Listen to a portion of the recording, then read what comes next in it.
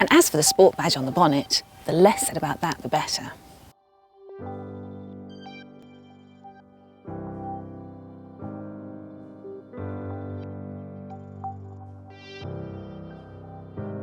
But things have changed a lot since then.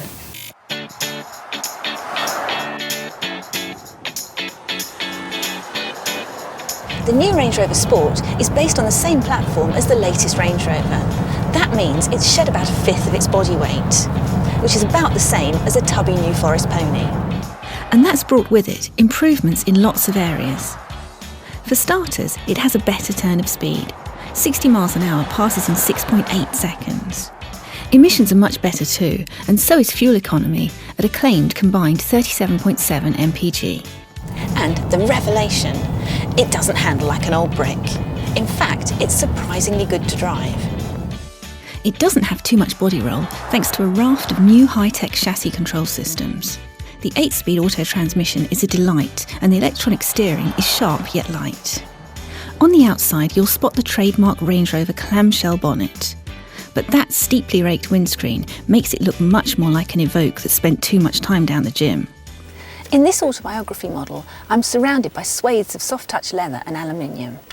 It's got the same cooled glove box and touchscreen multimedia system as the big Range Rover, and it does feel as luxurious in here. The back seats are designed to be really comfortable for 2 people, but you could get 3 people in here too. There's nowhere near as much boot space as the old model had, but at a claimed 784 litres, it's still big enough to get in and have a nap if you need to.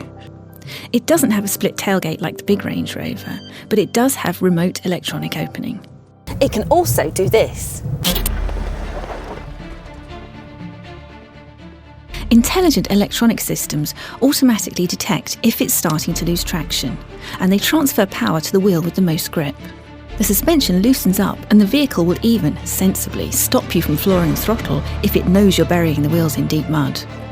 If you want even better manners in the mud, you could pick a dynamic version of the SDV6 or the petrol V8. These cost over £3,000 more, but they do come with a 2-speed transfer box that adds 2 ultra-low crawler gears, as well as adaptive suspension and electronic terrain response.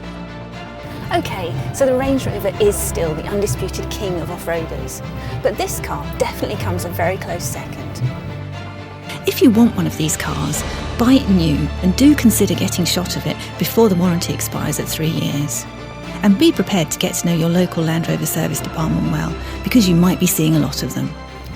Reliability issues aside, the Range Rover Sport has got a lot going for it.